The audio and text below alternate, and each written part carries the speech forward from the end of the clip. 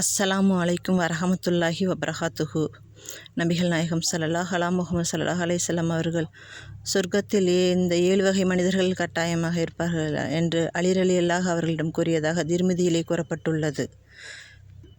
முதலாம் நபர், பாவ மன்னிப்பு தேடும் இறை அச்சமுள்ள இளைஞர். இரண்டாம் நபர், தன்னை யாரென்று தெரியாதவருக்காக தர்மம் செய்யும் செல்வந்தர். மூன்றாம் நபர், விலக்கப்பட்ட பாவங்களை விட்டு விலகி இருப்பவர்.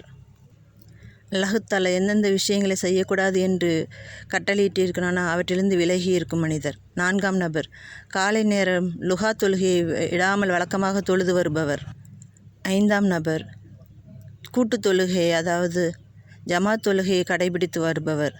ஆறாம் நபர், எந்த நேரமும் அல்லாஹ்வின் பயத்தோடு வாழ்பவர், அதாவது நாம் தொழுகை அல்லாத நேரத்திலும் தனிமையில் இருக்கும் பொழுதும் அல்லாஹ்வை அஞ்சி வாழும் மனிதர். ஏழாம் நபர், உலமாக்கள் மற்றும் நன்மை செய்பவர்களின் கூட்டத்தில் அவர்களோடு நட்பு வைத்து கூடியிருப்பவர்கள். இந்த 7 மனிதர்கள் கட்டாயம் சொர்க்கத்தில் இருப்பார்கள் என்று நபிகள் நாயகம் ஸல்லல்லாஹு அலைஹி வஸல்லம் அவர்கள் கூறியிருக்கிறார்கள். இன்ஷா அல்லாஹ் இந்த வகை மனிதர்களில் நாமும் ஒருவராக இருந்து அல்லாஹ்வின் பொருத்தத்தை பெறுவோமாக. ஆமீன்.